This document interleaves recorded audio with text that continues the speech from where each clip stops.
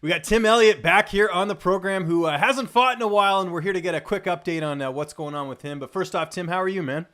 I'm doing good, man. I'm healing up nice. Traveled to Kansas City to work with James Krause a little bit, and I'm feeling good. The injury you suffered, for those who don't know, what have you been dealing with right now? What's been keeping you out of the cage?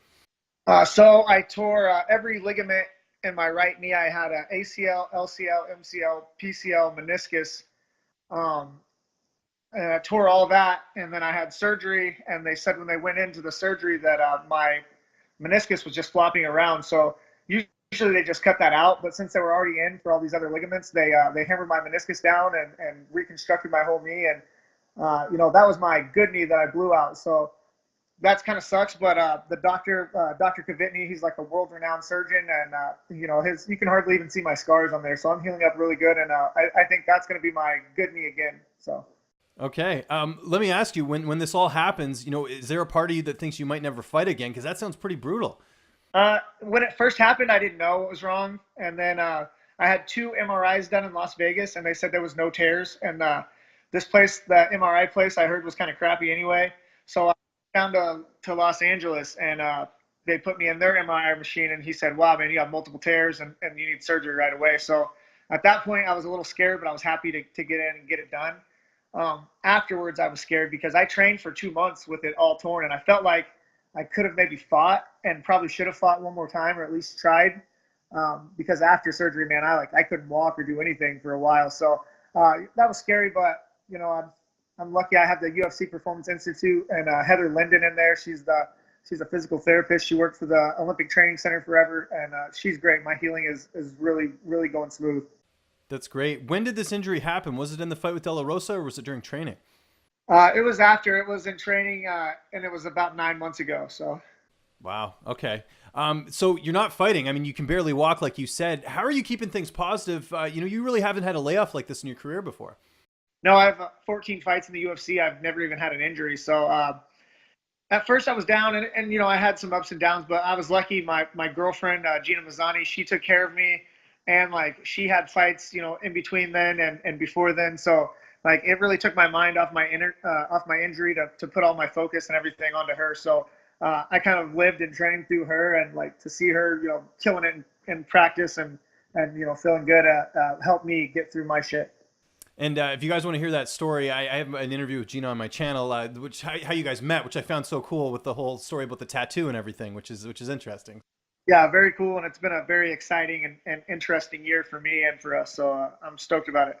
Yeah, no, it's great to see. You guys were just on vacation, weren't you? Didn't you go away? Did like 8 days in Jamaica. Okay. How was that? It was good. We usually travel cheap or for work or like on the fly, and this one was planned out, and I did all inclusive, and like it was really nice to just sit and chill. She was worried that if she fought and lost, maybe she wouldn't be interested in going or be sad about going. But then when her fight happened and she didn't have the performance that she wanted, she was excited to get the hell out of Vegas and go relax for a little bit, and she deserved it. Yeah, no, and I know you guys both have been putting in a lot of work, as far as the fight career goes. So, as you're on the sidelines, you hear the UFC's potentially getting rid of the flyweight division. I mean, right now it's still going on. What's going through your head? Were you worried at all, even though you're coming off a win? Were you worried at all? Maybe they might not want to keep you around.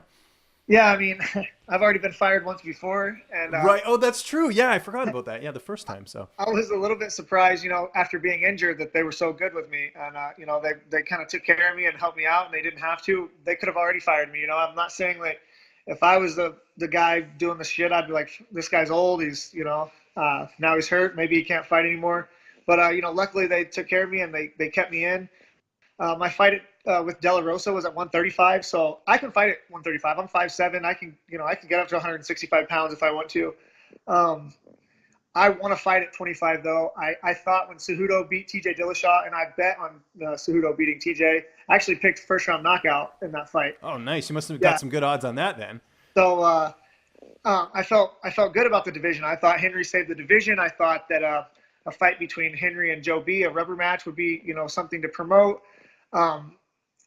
But I hear a bunch of my friends and other guys at 25 that either got fired if you lose, you get fired, or they force you to go to bantamweight, or guys are just fleeing to bantamweight right now so that they don't have to worry about it. But I'm not giving up on the flyweight division. I'm not going to leave the flyweight division voluntarily. I don't want to be a part of a division that is strong. I don't want to be a part of that going away and leaving the sport. I think that that's a pretty shitty thing because there's a lot of guys that are true flyweights, like Demetrius Johnson. Like he's a true flyweight. He has no business fighting at 135.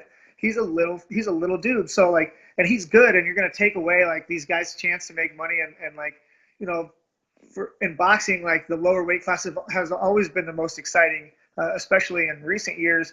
I just don't really understand the logic behind it. But the good thing is if I have to, I can go to 135 and compete there. But I'm not going to voluntarily abandon the division that like I worked hard to like create, and guys like Joe B who created this division, that's a pretty shitty thing. Yeah, I'm with you too a little bit because I think that part of the problem with Demetrius was just that he was beating everyone, and so that was kind of it's like, oh yeah, he's gonna win. I don't even think it was necessarily the fights themselves. And you had this new champion in Henry. It's like, why not give that a chance? So I think that's probably also why they haven't completely killed it yet. So we'll see. But I'll be honest, I was a little disappointed to see them do the Henry fight with Marlon, just because the bantamweight's stacked right now. They could use some new fresh matchups. So that's just me though. Yeah, so we'll see what happens. Fight too with him and Marlon. I don't want to see the division go, and there's only a few guys left under contract, and 4 of those guys happen to be from my season of The Ultimate Fighter with Pantoja and Kai Kara France and me but like the only person out of all those guys that don't have fights are me and Kai Kara France, and I've been calling him out pretty hard. I had words with him on the show, and I just don't understand. They fired a bunch of guys, yet they hired him, and there's 10 guys that they've fired or let go that'll beat him. So I just don't understand the logic behind it. And that's a fight I'd really like to get around like International Fight Week time. Yeah. Okay. Well, that's good to know. The other thing that happened since last time you and I talked, you're with Iridium Sports now with Jason House. How did that come together? I've been with my manager here in Kansas City for a long time. Like they got me into the UFC, and like, James Krause and Zach Cummings, and we're close friends. But I was in Vegas, and like, Joe just couldn't really help me as much in Vegas. He's a Kansas City guy, and he's got his hands full here with these guys, and they have a home base here. It's easier for them to get sponsors and make accommodations. But being in Vegas, I kind of felt like I was alone out there, and House was just always around and popping up, and I felt like he could help me with what I needed help, because I don't need help getting fights anymore. I don't need help really doing anything except for negotiating fights and negotiating money and getting sponsors, and like he's been able to do that for me. And I was very blessed to get to work with Joe Wooster. I can't express, how much he's helped me, him and Scott Cutbirth. And like, they never even really asked for much except for, to try to help the other guys in the gym. So they did me a huge favor, and like, we have a great relationship still. And, I'm building new relationships with guys like House, and I'm really excited about it. And I think it's going to work out well. Unfortunately, I haven't had a chance to fight for him yet, but that'll be coming.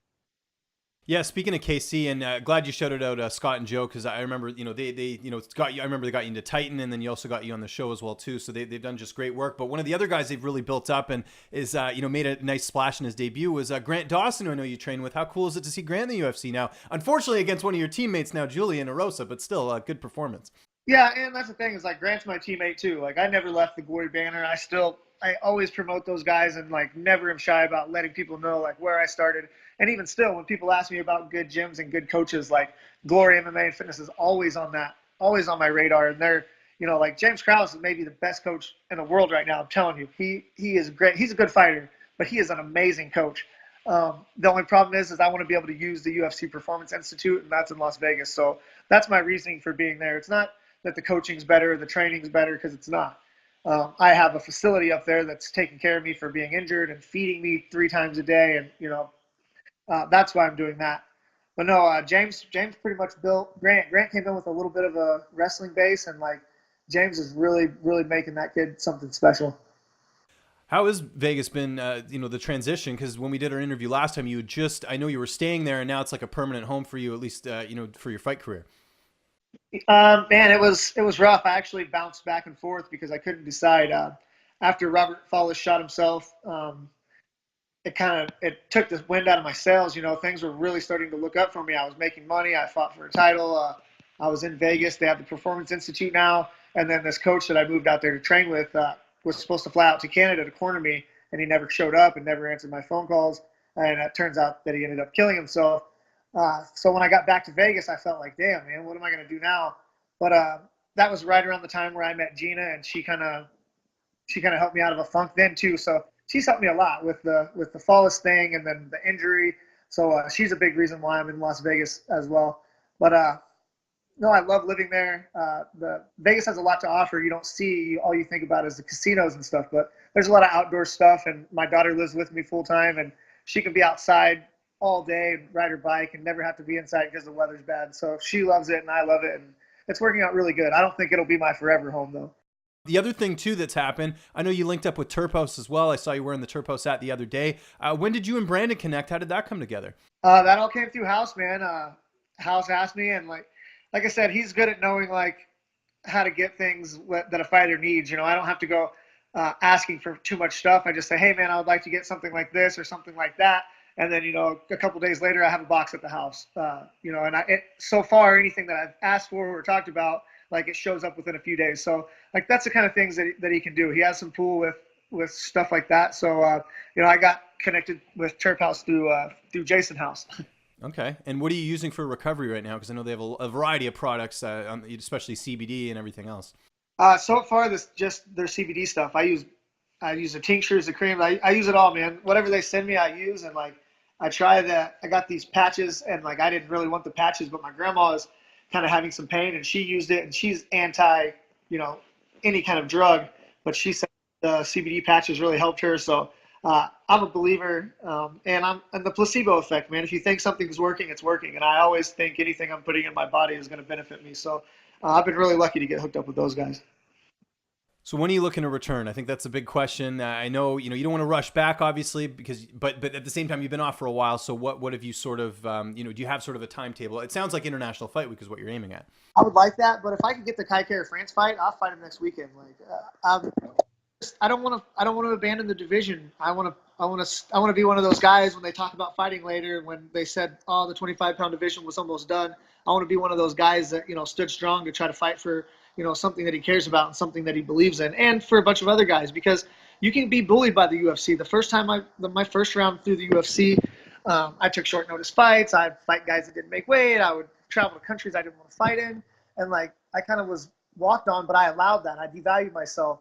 The second time through, I've been sturdy with what I want and what I believe and what I think, and I make a lot more money, and the UFC respects me a lot more. So if you just fold like a lawn chair, man, they'll treat you like one. They'll use you to sit in. So I don't want to be that. I want to be a guy who stands up for something, and a guy like Joseph Benavidez.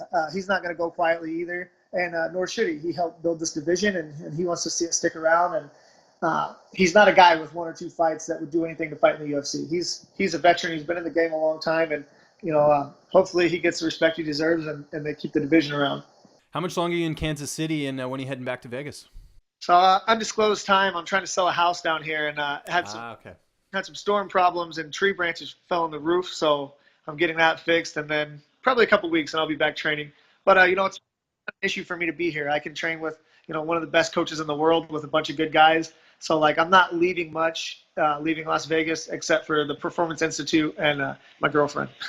Right. And how long? Like, how do you get back and forth? Do you fly or do you drive? How do you get out there? I fly, man. You go to Spirit Airlines and you go into the counter, and don't buy them online. Just go to the counter, and I can get a one-way ticket to Kansas City or Las Vegas for like $45. What? That's awesome. It's called dollar tickets at the Spirit counter. They're the only airlines that do it. Yeah, see, that's you guys have it made in the States because you guys have so many more airlines. Like in Canada, like if I even fly from like Toronto to Ottawa, it's like $200. It's crazy. It's like a 5-hour drive. So that's crazy. But Tim, it's great to hear from you. Glad to hear everything's going well. We're looking forward to your return. If you got any sponsors, social media, anything like that, man, the floor is yours. Check me out on Instagram at awkward_MMA. I pretty much mentioned all my sponsors and all my coaches and everybody I'll talk about. So that's it for me, man. I'm pretty blessed in this sport, even with the injury, and I'm excited to get another chance to go out there and prove that I still have some fight left in me.